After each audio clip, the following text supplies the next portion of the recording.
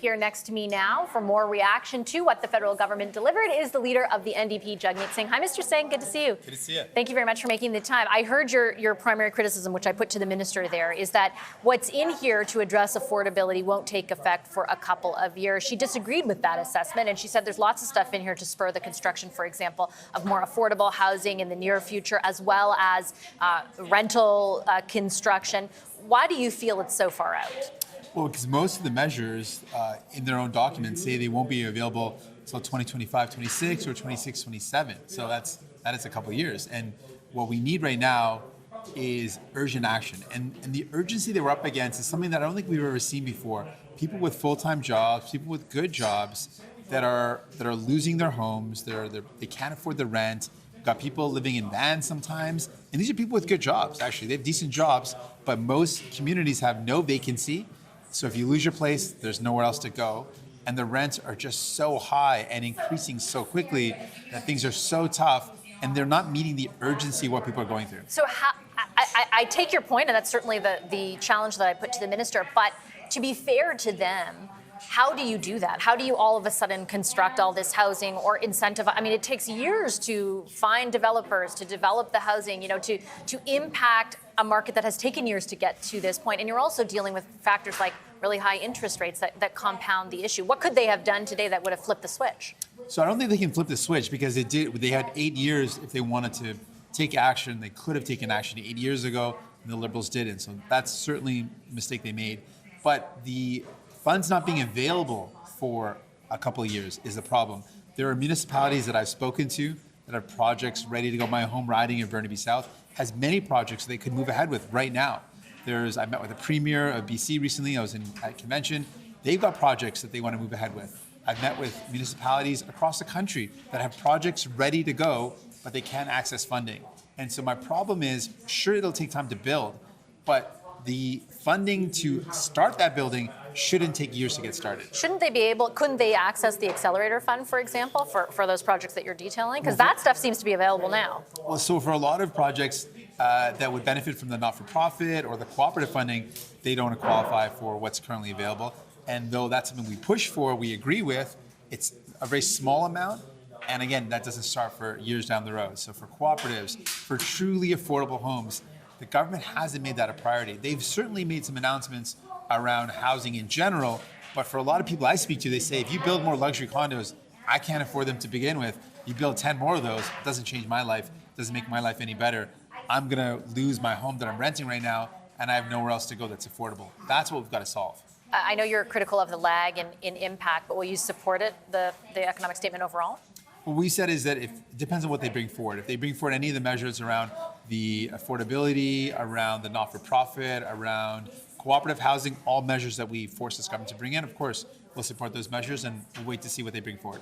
Well, haven't they detailed in this, though, what they will bring forward? So you're expecting a change from that? Or? It depends on what they actually bring forward in terms of the vote. Like, what's the vote going to be on exactly? They often compile things together. They group different elements together with the fall economic statement. The document as it is, though, the fall economic statement as it stands. I know you're critical of the timelines, but on the whole, are you supportive of it? Could they expect your support if that was put to a vote? Right. At this point in time, there's not, depending on what they bring forward, there's not something in it that we're saying that we are going to immediately say no to, but we're going to wait and see what they actually table as a vote. I know there was a lot of speculation about whether or not there would be something around pharmacare attached to that. There isn't. I don't think you expected that. All they need to do in order to satisfy the terms of the agreement is by the end of the year, introduce legislation. When do you expect the funding to come with it? Because the parliamentary budget officer has said it'll cost in the first year $11 billion, go up by a number of billion after that. The government says they're going to be fiscally responsible. Those two things seem hard to reconcile. So when are you expecting the feds to attach money to the pharmacare promise to satisfy this agreement?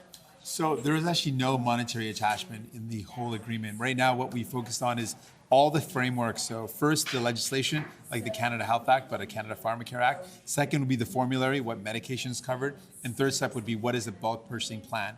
Those are all the elements that are required for the agreement. And then we would try to negotiate with provinces to move forward. We would also make the case, though, it costs a lot more for someone to have a heart surgery than it is to ensure that they get the heart medication they need to stay healthy.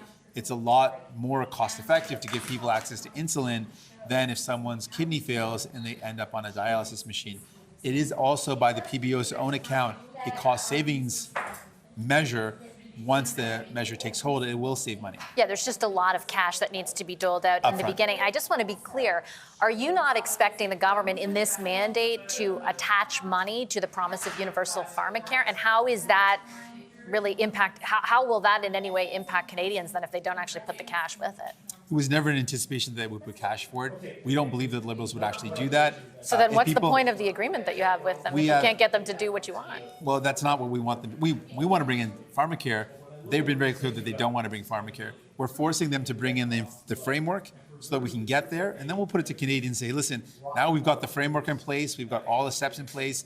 If you want to see it happen, you have to vote for New Democrats to make it happen. The Liberals have been very clear they are not going to move forward all the way unless we force them. So let's get all the steps in place, and then we'll bring it to Canadians and say, hey, we want to get this done. We're the ones to make it happen. So you don't anticipate that the federal government will actually introduce universal pharmacare as you envision it?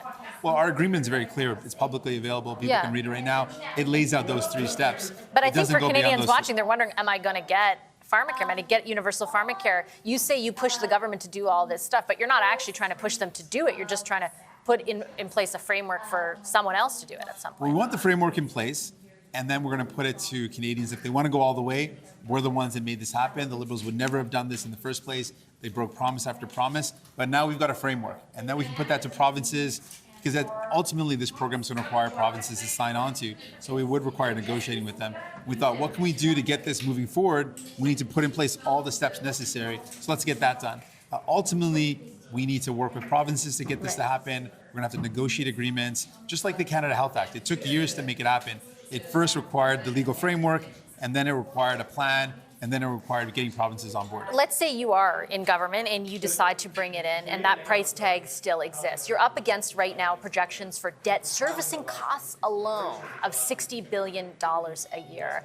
Is it really wise to keep pushing the government for these massive expenditures, or you yourself as government bring them in, when they are using so much of the funds that they do have to pay off their credit card instead of being able to pay for social programs that Canadians want? Like, is that responsible? Well, we would take a different approach than the Liberals are taking. There's a lot of expenses that we would say shouldn't be happening. We shouldn't be spending billions of dollars on fossil fuel subsidies. We should be To spending incentivize hundreds- carbon capture, though, that's not a subsidy. Well, that's helping them do better things for the environment. That's a new subsidy that they've mentioned. But before that, there's still billions of dollars of subsidies that continue to go to oil and gas companies that we think are wrong.